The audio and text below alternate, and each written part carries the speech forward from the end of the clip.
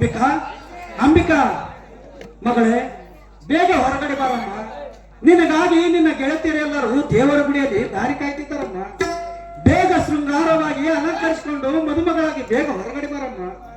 ಅಂಬಿಕಾ, ಏ ಅಂಬಿಕಾ, ಈ ಹುಚ್ಚು ಹುಡುಗಿ ಎಷ್ಟೊಂದು ಅಲಂಕರಿಸಿಕೊಳ್ಳುತ್ತಿರ್ಬೇಕು ನೋಡ್ತೇನೆ. ಅಂಬಿಕಾ ಅಂಬಿಕಾ,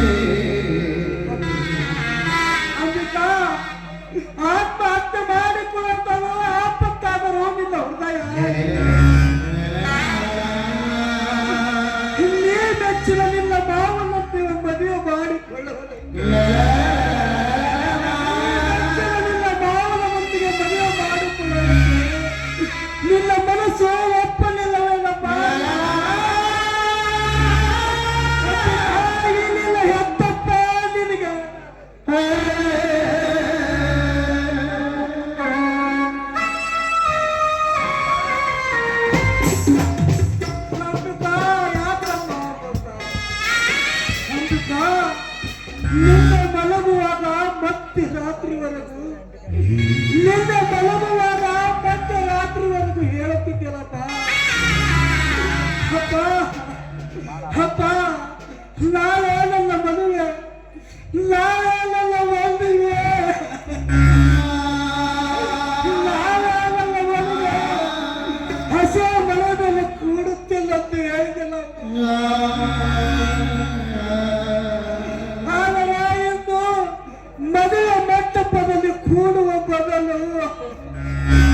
ಮದುವೆ ಮಂಟಪದಲ್ಲಿ ಕೂಡುವ ಬದಲು ಮಸಲದ ಪಲ್ಯ ಹಾಕಿ ನನಗೆ ಮೋಸ.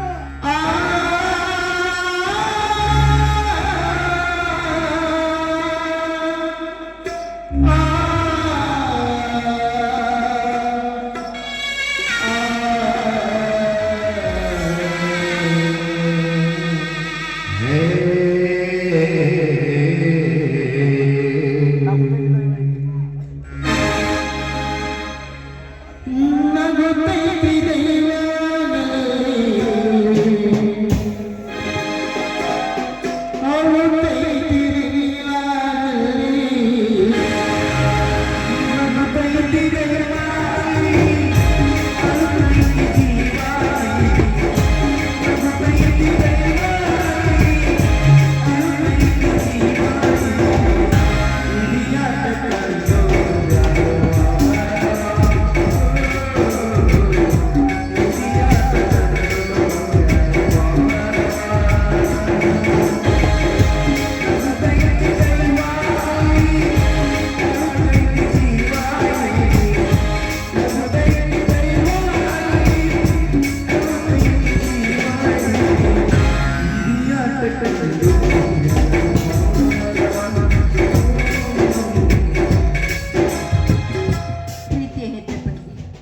ನಿಮ್ಮ ಮಗಳು ಅಂಬಿಕಾ ತಿಳಿಸೋದೇನೆಂದರೆ, ತಾಯಿಯನ್ನು ಕಳೆದುಕೊಂಡು ತಬ್ಬಿಳದ ನನ್ನನ್ನು ಅಕ್ಕರೆಯಿಂದ ಮಮತೆಯಿಂದ ಲಾಲನೆ ಪಾಲನೆ ಮಾಡಿ ಪೋಷಣೆ ಮಾಡಿದ್ರಿ. ನಾನು ವಿದ್ಯಾವಂತಳಾಗಬೇಕೆಂಬ ಆಸೆಯಿಂದ ಬೆಂಗಳೂರಲ್ಲಿ ಬಿಟ್ಟು ನನಗೆ ವಿದ್ಯಾಭ್ಯಾಸ ಕೂಡ ನೀಡಿದ್ರಿ. ಆದ್ರೆ ನಾನು ಇಷ್ಟಪಟ್ಟಂತೆ 60 ದಿನ ಮದುವೆ ಮಾಡಲು ಒಪ್ಪಿಗೆ ಕೊಟ್ರಿ. ನನ್ನ ಮದುವೆ ದಿನ ನನ್ನ ಬಾಳಿನಲ್ಲಿ ನಡೆಯಬಾರದ ಘಟನೆಯೊಂದು ನಡೆದು ಹೋಯಿತು. ಅದೇನೆಂದ್ರೆ, ಈ ಊರಿನ ಆಕರ್ಪ ಶ್ರೀಮಂತರಾದ ಧನರಾಜ್ ದಣಿ ಮಗ ಮಾಂತೇಶ್ ನಮ್ಮ ಮನೆಗೆ ಬಂದು ನನ್ನ ಶೀಲದಲ್ಲಿ ಕಾಮ ಎಂಬ ಹುಳಿಯನ್ನು ಹಿಂಡಿ ಹೊರಟು ಹೋದ. ಅಪವಿತ್ರವಾದ ಇದನ್ನ ದೇಹವನ್ನು ಮತ್ತೊಬ್ಬರಿಗೆ ಅರ್ಪಿಸುವ ಮಹಾಪಾಪ ಅಂತ ತಿಳಿದು ಇದು ನಾನೇ ಆತ್ಮಹತ್ಯೆ ಮಾಡಿಕೊಂಡೆ. ನಾನಿದು ತಪ್ಪಾಗಿದ್ರೆ ದಯವಿಟ್ಟು ಕ್ಷಮಿಸಿ. ಇರ್ತೀನಿ ನಿಮ್ಮ ಮಗಳು ಅಂಬಿಕಾ.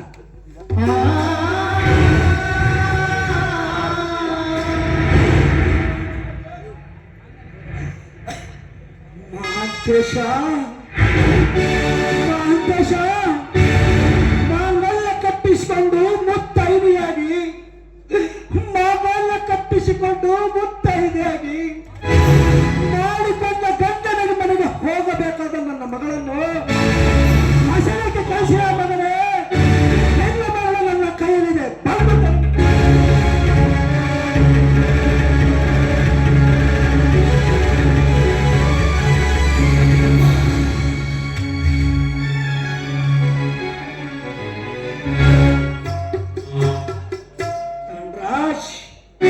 ಒಂದು ಹೆಚ್ಚು ಮುಂದಿಟ್ಟರೆ ನನ್ನ ಹಾಳಾಗಿದೆ. ನಿನಗೆ ಮದುವೆಗೆ ಬರುವ ಮಾನವರಲ್ಲನು, ಮಾನವರನ್ನು ತಿಂದು ಹಾಕುವ ಕೋಮುಖ ವ್ಯಾಘ್ರಗಳನ್ನು.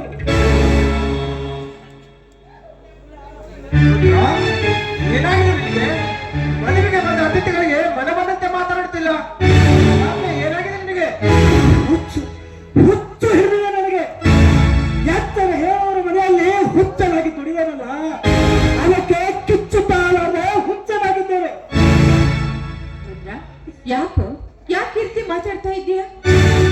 ನಮ್ಮ ಕಂಡ್ರೆ ಗೌರವದಿಂದ ಮಾತಾಡ್ತಾ ಇದ್ದ ನೀನು ಈಗ ಏಕವಚನದಲ್ಲಿ ಮಾತಾಡ್ತಾ ಇದೆಯಲ್ಲ, ನಿನ್ ತಲೆ ಕೆಟ್ಟದೆ ಏನು? ಇವತ್ತು ನಿನ್ನ ಮಗಳ ಅಂಬಿಕಾಳ ಮದುವೆ ಅಲ್ವಾ? ಮದುವೆ ಎಂಬ 3 ಅಕ್ಷರ ಮದುಮಗಳಾಗಿ ಮದುವೆಗೆ ಹೋಗಬೇಕಾದ ನನ್ನ ಮಗಳು ಮನೆಯಲ್ಲೇ ಮಲಗಿದ್ದಾಳೆ. ಏನಾಯ್ತು ನಿನ್ನ ಮಗಳಿಗೆ? ಅವಳು ಇಂದು ಆತ್ಮಹತ್ಯೆ ಮಾಡಿಕೊಂಡು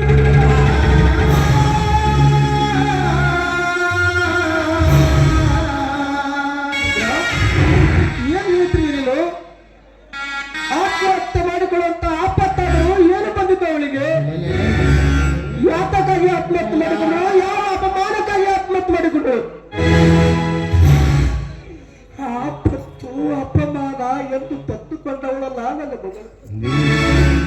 ಅಪಮಾನ ಮಾಡಿ ಅವಮಾನ ಮಾಡಿಸಿ ಅವಳ ಮೇಲೆ ಅತ್ಯಾಚಾರ ಮಾಡಿದ. ಯಾರು ಅನೀಚ? ಹೇಳಿದ್ರೆ ಯಾರು ಅನೀಚ? ಯಾರವನ ಚಾಂಡಲ? ನಿನ್ನ ಉತ್ತರವನ್ನು ಜನಿಸಿದ ನಿನ್ನ ಮಗ ಮಹಾಂತೇಶ.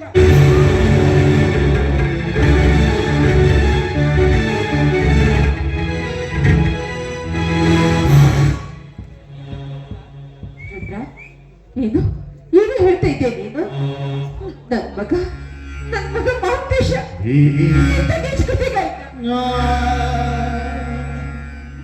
ಹೌದು ದಣಿ, ಹೌದು.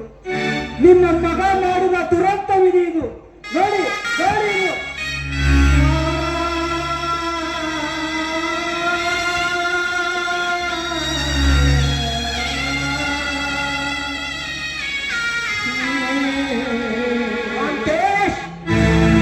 ಬೆಟ್ಟದಲ್ಲಿ ಸಾಕಿದ ಗಣಿ ಎಂದು ನಾನು ಭಾವಿಸಿದೆ.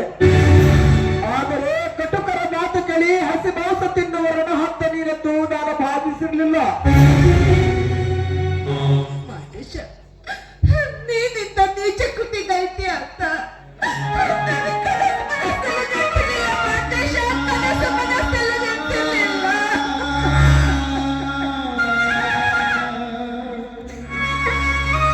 ಯಾರು ನೆನೆಸಿಲ್ಲ ಈ ಸತಿಗೆ. ಆದರೆ ಕನಸನ್ನು ನನಸು ಮಾಡಿಕೊಂಡು ಹೋದವನು ಈಗಿಲ್ಲ. ಈಗ ಉಳಿದುಕೊಂಡವರು ನಾವೀಗ 3 ಜನ ಮಾತ್ರ. ಇಂಥ ಸಂತೋಷ ಸಮಯ ಸಂಭ್ರಮ ಮತ್ತೆ ನಿಮಗೆ ಸಿಗಲಾರದು. ಬಡವನ ಮನೆ ಹಾಳಾದರೆ ಪತ್ತು ಬೇಳೆಯ ಮನೆಗೆ ಕತ್ತು ಬರುವುದನ್ನು ಮಾತು ರಾಜ್, ನಾನು ಏಕವಚನದಲ್ಲಿ ಮಾತನಾಡಿದ್ರೆ ನಿಮಗೆ ಕೋಪ ಬರ್ತದೆ ತಾನೆ? ಏಕೆಂದರೆ ನಾನು ಅಂತರ ಮನೆಯಲ್ಲಿ ನಾನು ದುಡಿಯದೆ ಎತ್ತವರ ಅಪ್ಪರ ಮಕ್ಕಳನ್ನು ಎತ್ತಿ ಆಡಿಸಿದೆ. ಆದರೆ ನಿಮ್ಮ ಮಗ ನನ್ನ ಎದೆಗೆ ಒದ್ದುವಲ್ಲ, ನಿಮ್ಮ ಮಗ ಸಣ್ಣವರೆಂದು ಎತ್ತಿ ಆಡಿಸುವ ನನ್ನ ಕೈಗಳು ಇದ್ಗೆ ಇಂದು ಬರೋಬ್ಬರಿ ನನಗೆ ಮೋಸ ಮಾಡಿಬಿಟ್ಟ. ದೇವರಿಗೆ ಏನೆಂದು ಹೇಳಬೇಕು? ಯಾಕೋ ಯಾಕೆ ಈ ರೀತಿ ಮಾತಾಡ್ತಾ ಇದ್ದೀರಾ? ಯಾಕೆ ನಿಮ್ಮ ಮನಸ್ಸಿಗೆ ನೋವಾಯ್ತು ತಾಯಿ? ನಿಮ್ಮ ಮಗ ಮಾಡಿದ ತಪ್ಪು ನಿಮಗೆ ಒಪ್ಪಿಗೆ ಆಗಿರಬೇಕು. ಯಾಕೆಂದರೆ ನನ್ನ ಹೆಂಡತಿ ಹೊಟ್ಟೆಯಿಂದ ಹೆಣ್ಣು ಹುಟ್ಟಲಿ.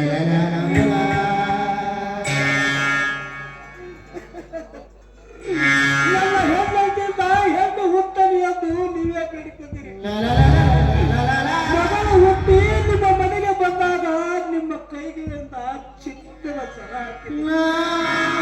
ಅದು ಯಾಕೆ ಗೊತ್ತೇ? ಆ ಮನೆ ಮೂರ್ಖ ಮಗನಿಂದ ನನ್ನ ಮಗಳ ಬಾಳ ಹಾಳು ಮಾಡೋದಕ್ಕಾಗಲ್ಲ. ಇಂದು ನಿಮ್ಮ ಉಪಕಾರ ಇಂದು ತೀರಿಸಿಕೊಂಡು ಮಾತನಾಡಿ ಯಾಕೆ ಮೌನವಾಗಿದ್ದೀರಿ? ಮಾತನಾಡಲು ನಾಲ್ಗೆ ನಾಚಿಕೊಂಡಿದ್ದೆ, ಧೈರ್ಯ ಹೆದರಿಕೊಂಡಿದ್ದೆ, ಮಾತನಾಡೋ ರೀತಿ ತಪ್ಪಿ ಹೋಯಿತೆ. ಮಾನವತರ ಮನೆ ಅಂಗಳದಲ್ಲಿ ಹಾವೊಂದು ಹುತ್ತು ಮಾಡಿದ್ದು ಅದೇ ನೀವು ನಂಬಿದವರಿಗೆ ಹಾವು ಕಚ್ಚುತ್ತದೆ. ಆದರೆ ನೀವು 10 ಜನರಿಗೆ ಪಟ್ಟು ಮಾಡಿ ತೋರಿಸೋ ನಿಮ್ಮ ಅನ್ನದ ತಟ್ಟೆಯಲ್ಲಿ ಬಿದ್ದ ಸತ್ತ ಹಂದಿಯಲ್ಲಿ ಮಾನವಂತರ ಮನೆತನದ ಕಥೆ ಅಲ್ಲ, ಅಲ್ಲ, ಇದು ವ್ಯಥೆ. ಕೈ ಮುಗಿದು ಬಿಡ್ಕೋತೀನಿ.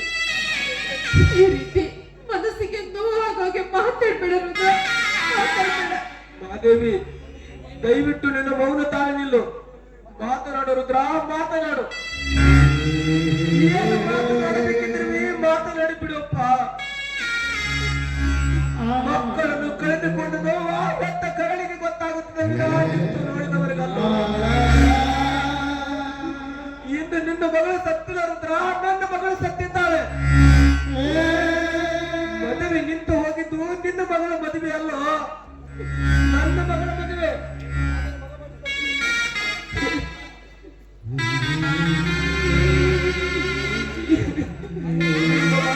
ನಾವು ಸಿಟ್ಟಾಗಬಾರದು. ಆದರೆ ನಿಮ್ಮ ಮಗ ಮಾಡಿದ ತಪ್ಪು ನಾನು ಮರೆತು ಬಿಡಲ ಕಡೆ. ಮರೆತು ಬಿಡು ಅಂತ ಹೇಳುವ ಹುತ್ತ ನಾನಲ್ಲೋ. ಎತ್ತರ ತಪ್ಪಿ ನನ್ನ ಮಗ ಮಾಡಿದ ತಪ್ಪಿಗೆ ಶಿಕ್ಷೆ ಕೊಡಲು ನನಗೆ ಬಿಟ್ಟು ಬಿಡು. ಅದು ನಿನ್ನ ಕೈಯಿಂದ ಆಗಬಾರದು. 10 ಜನರಿಗೆ ನ್ಯಾಯ ಹೇಳುವ ನಾನು ನನ್ನ ಮಗನಿಗೆ ಶಿಕ್ಷೆ ಕೊಡದೆ ಹೋದ್ರೆ ಆ ದೇವರ ಸಾರಿ ನನ್ನ ಮೆಚ್ಚಲಪ್ಪ, ಮೆಚ್ಚಲಾರದು. ಆದರೆ ದಯವಿಟ್ಟು ನಾನು ನಿನಗೊಂದು ಭಿಕ್ಷೆ ಕೇಳ್ತೇನೆ. ದಯವಿಟ್ಟು ಇಲ್ಲ ಅಂತ ಮಾತ್ರ.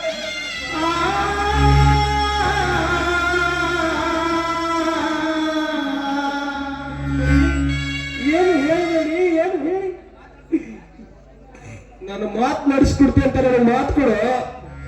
ಆಯ್ತು, ಏನು ಹೇಳಿ? ರುದ್ರ, ಸುತ್ತ 40 ಹಳ್ಳಿಯ ಜನರ ಮಧ್ಯದಲ್ಲಿ ನಮ್ಮ ಮನೆತನ ನ್ಯಾಯವಂತರ ಮನೆತನ, ನೀತಿವಂತರ ಮನೆತನ. ಇಂಥ ಮನೆತನದಲ್ಲಿ ಹುಟ್ಟಿದ ಮಗ ಇಂಥ ಕೀಳು ಕೆಲಸ ಮಾಡುವಂತ ಯಾರಿಗೂ ಗೊತ್ತಾಗಬಾರದು. ಇದು ಆತ್ಮಹತ್ಯೆ ಅಲ್ಲ, ಆಕಸ್ಮಿಕ ಸಾವು ಎಂದು ಮುಚ್ಚಿ ಹಾಕಬೇಕು. ನನ್ನ ಮನೆತನ ಮಾನ ಉಳಿಸ್ಕೊಡುವಂತ ನಿಮಗೆ ಕೈ ಮುಗಿದು ಕೇಳಿಕೊಳ್ತೇನೆ. ಇಷ್ಟಕ್ಕೂ ಸಾಲ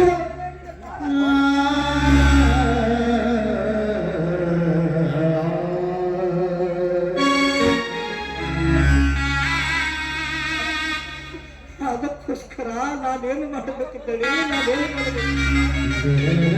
ಯಾವ ಕಾಲಕ್ಕೂ ಯಾರ ಮುಂದೆಯೂ ನಿನ್ನ ಮಗಳ ಸಾವಿಗೆ ನನ್ನ ಮಗನೇ ಕಾರಣ ಅಂತ ಹೇಳಬಾರದು. ಇದು ಆತ್ಮಹತ್ಯೆ ಆಕಸ್ಮಿಕ ಸಾವು ಎಂದು ಮುಚ್ಚಿ ಹಾಕಬೇಕು ರುದ್ರ. ಮದುವೆಗೆ ಬಂದ ಜನರಿಗೆ ಹೇಳಿ ಕಳಿಸುವ ಜವಾಬ್ದಾರಿ ನಿನ್ನದು.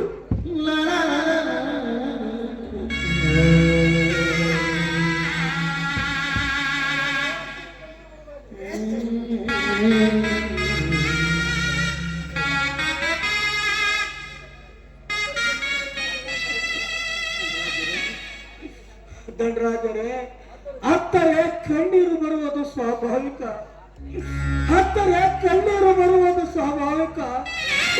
ಆದರೆ ನೀವು ಹೇಳುವ ಮಾತು ಕೇಳಿದರೆ, ನೀವು ಹೇಳುವ ಮಾತು ಕೇಳಿದರೆ ಅತ್ತರೆ ಕಣ್ಣೀರು ಬರುವುದಕ್ಕೆ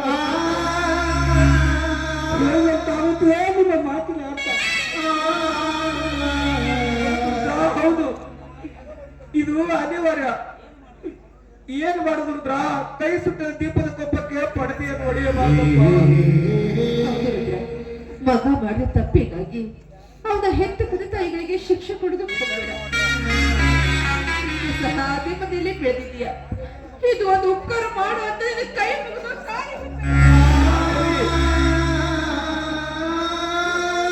ನಿನ್ನ ಮಗ ಈ ಮನೆ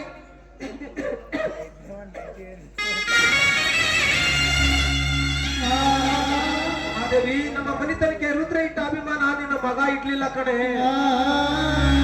ಮೊದಲು ಹೋದ್ರೆ ನೀನು ಅರ್ಥ ಮಾಡಿಕೊ. ರುದ್ರ, ನಿನ್ನ ಮಗಳ ಸವಸ ಉತ್ಕರ್ಷಕ್ಕೆ ಸಿದ್ಧತೆ ಮಾಡಪ್ಪ. ಮದುವೆಗೆ ಬಂದ ಜನರಿಗೆ ಹೇಳಿ ಕಳಿಸುವ ಜವಾಬ್ದಾರಿ.